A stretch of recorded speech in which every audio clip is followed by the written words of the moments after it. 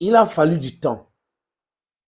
Ça fait plus de 100 ans aujourd'hui que la France exploite gratuitement les pays africains. Ça fait plus de 100 ans aujourd'hui que l'Europe nous a volé et continue de voler avec d'autres subterfuges aujourd'hui. Ça fait très longtemps qu'on le dit, mais des dirigeants africains vassalisés fermaient l'oreille parce qu'ils pensaient que ça ne pourrait rien changer. On est combien qui sont en train de parler de ces trucs. Aujourd'hui, c'est des millions et des millions de personnes. Et c'est une guerre communicationnelle. Les amis, tenez-vous tranquilles. Nous sommes en train de gagner cette guerre-là. Et c'est ça qui rend difficile le narratif occidental. C'est difficile. Et même les dirigeants vassalisés africains sont en difficulté aujourd'hui. Ça ne passe plus. Parce que si depuis 10 ans, vous nous dites que non, non, non, non, non, ils ne sont pas le problème, on va arriver à faire telle chose, émergence en 2026, 2035, et rien ne vient. Et le peuple va comprendre que, mais ceux qui disent que voilà le problème, pourquoi est-ce qu'on n'arrive pas à régler le problème qui se pose? Le problème est que, voilà. Les gens viennent chez nous, ils viennent nous spolier, ils viennent nous voler. On n'a pas la capacité de produire des choses chez nous, de transformer des choses chez nous. Pourquoi est-ce que ça devrait être comme ça? Personne n'arrive à donner une bonne réponse. La France exploite le Niger, par exemple, les amis, parce que mon sujet, c'est le Niger, depuis très longtemps. Le Niger a ce qu'on appelle l'or jaune. L'or jaune, c'est uranium. Les amis, mais regardez l'état du Niger aujourd'hui concernant ces uranium. L'uranium sert à faire quoi? Je vous reviens dans quelques instants. This is your Bamendaman. This is your Ekonaman. This is your Ngiman. This is your Bakuriman. And proudly so, anglophone man. Happily anglophone. J'ai la joie dans mon cœur. Oh, j'ai la joie dans mon cœur. All the beautiful ladies, toutes les belles femmes qui regardent, les beaux gosses, power to you. Yes, we are a family. Ici, on est en Afrique. Et en Afrique, on veut les enfants. On veut peupler l'Afrique. C'est important. On conseille à nos femmes et à nos gouvernantes de soutenir les femmes qui ont déjà mis au monde près de 4, 5 enfants. Il faut les soutenir. Il faut une politique pour soutenir cela parce que nous avons besoin du peuple. On a besoin de main-d'œuvre. On a besoin de cerveau. On a besoin de bouche. Qui dit population dit croissance économique. L'exemple, l'Inde. L'exemple, la Chine. C'est de ça qu'il est question. Nous devons travailler dans ce sens. Il faut beaucoup de personnes et la pression va augmenter. Il va falloir développer d'autres pans de l'économie, surtout l'énergie. Parce que c'est de ça que je veux parler, les amis.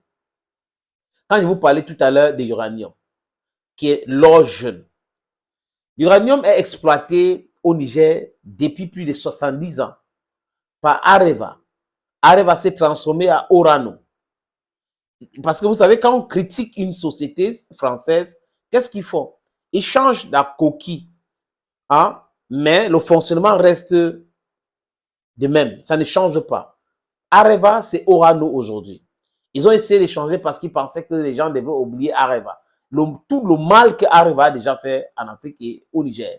Mais Orano, c'est le petit-fils ou le fils même d'Areva.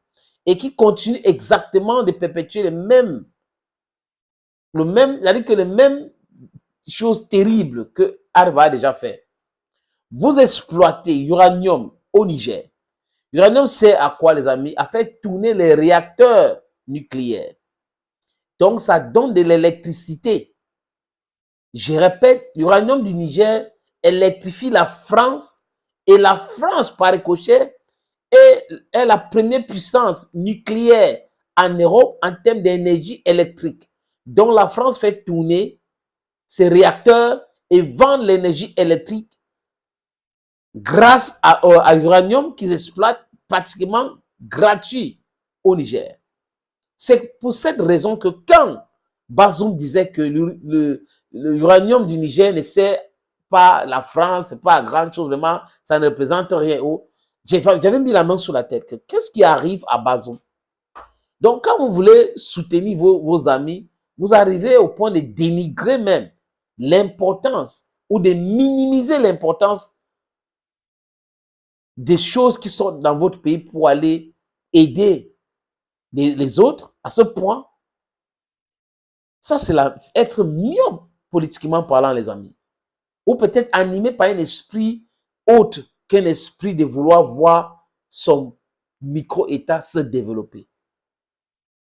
La France n'a jamais pensé construire même un mini-réacteur nucléaire à usage civil au Niger. Jamais.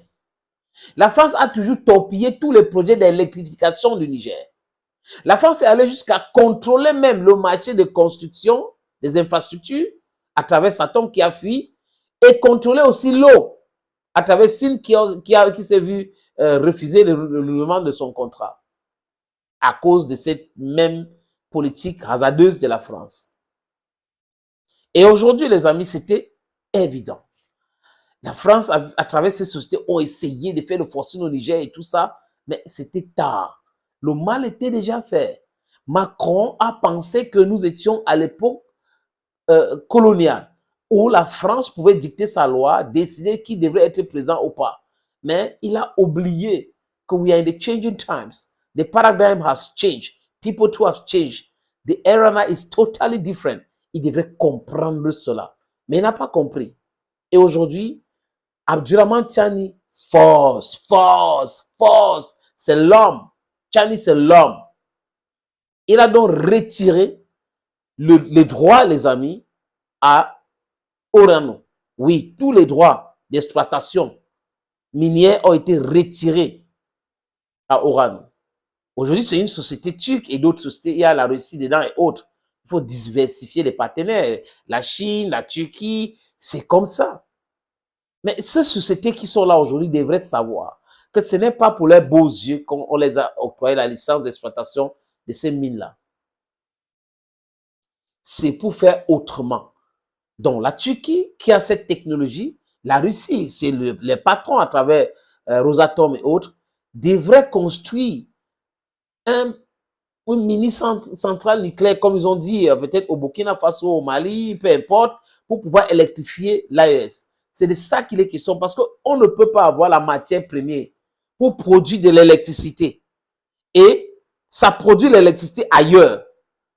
Et que chez nous, il n'y a pas d'électricité avec cette matière première. Ça n'a pas de sens. Ça n'a pas de sens. Donc, Orano, bye bye. C'est une bonne chose qu'on retire cette licence d'exploitation chez vous. Vous avez eu ça et on ne peut pas convenablement dire ce que le Niger a gagné avec vous. Rien du tout, les amis. Même l'uranium qu'on vendait sur le marché mondial à X prix, la France prenait à un prix très bas et un président de la République qui a été chassé comme tel un malpropre venait expliquer que cette France vraiment ne fait rien, l'uranium du Niger ne représente rien. Et contrôler aussi les déchets. Parce que c'est très important. Les gens ne vont pas tomber malades et vous ne pouvez pas aussi aller quelque part exploiter sans toutefois construire les infrastructures. La route n'existe pas, l'électrification et tout ça. Ce sont des choses qu'il faut corriger. One step after the other, you have to correct all these things. Je vois la presse française qui est en train de hurler, mais c'est de votre problème. Ça ne nous regarde pas. Quand vous êtes en train de parler de migration dans votre pays, vous pensez qu'on est en train d'intervenir? On intervient quand ça nous concerne.